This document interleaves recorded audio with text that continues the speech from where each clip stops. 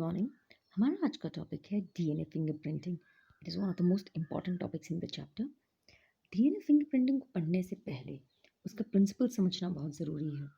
So DNA fingerprinting का जो principal है दैट सेज कि डीएनए हर इंडिविजुअल का 90% दूसरे इंसान से मैच करता है, लेकिन 10% डीएनए हर इंसान का डिफरेंट है।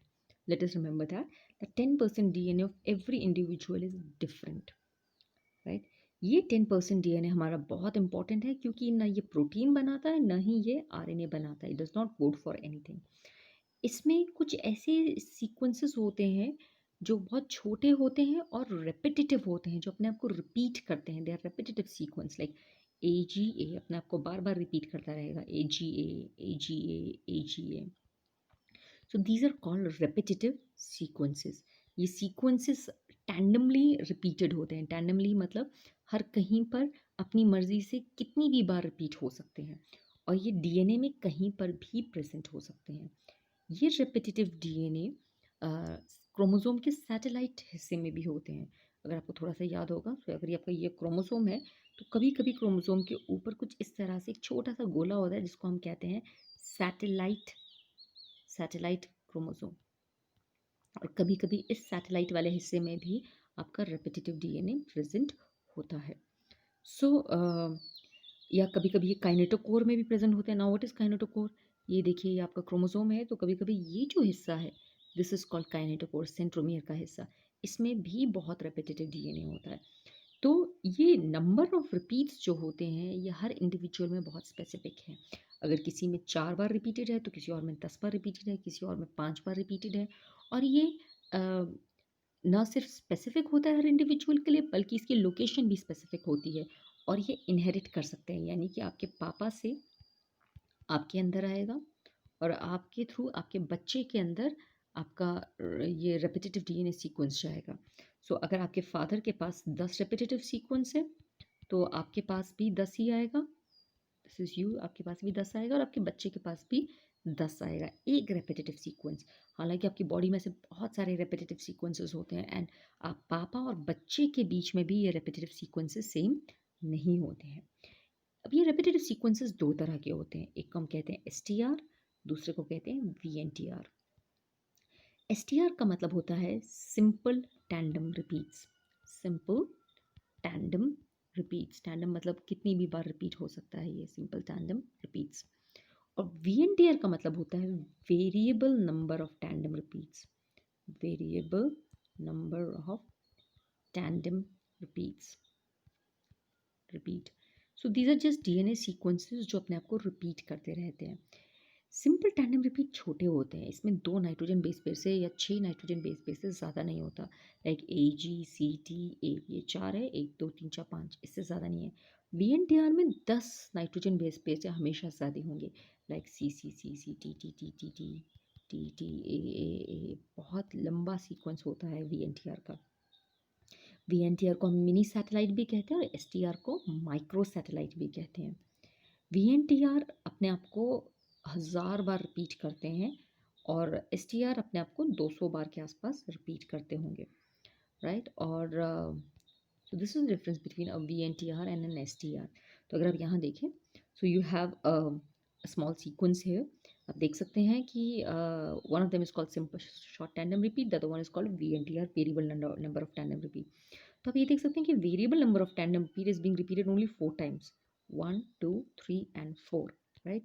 And STR is being repeated 8 times, or it is being repeated by 20 times.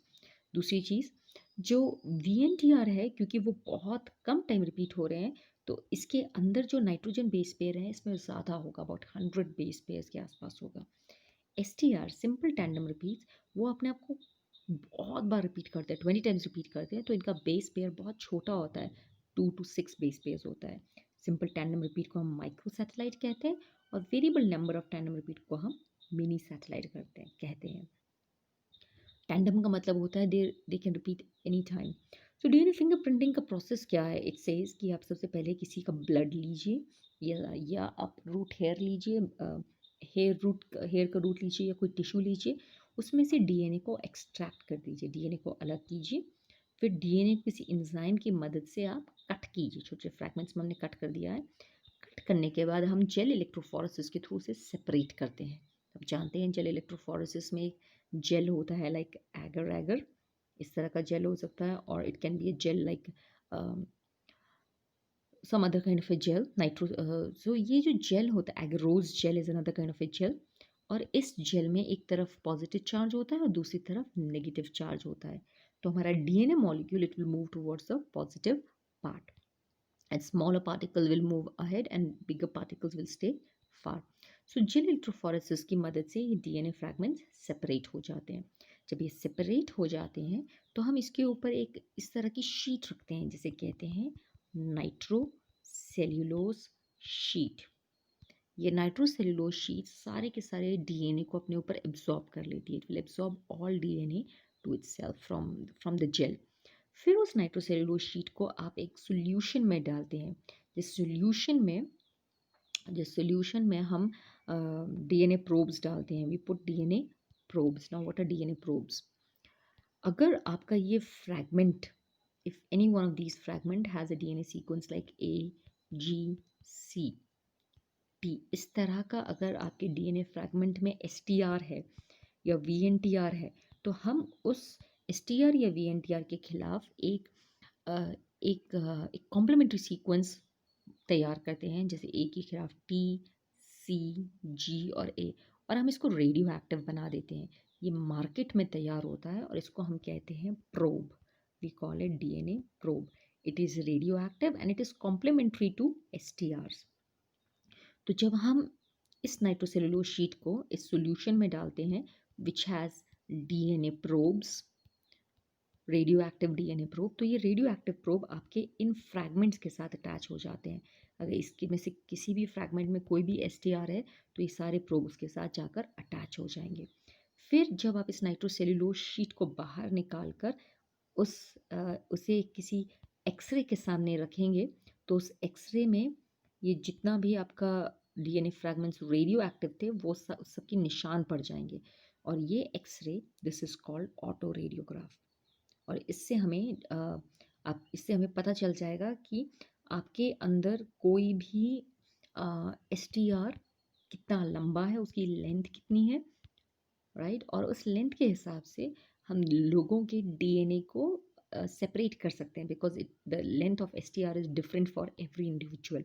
In fact father और मदर का भी एसटीआर का साइज डिफरेंट होगा।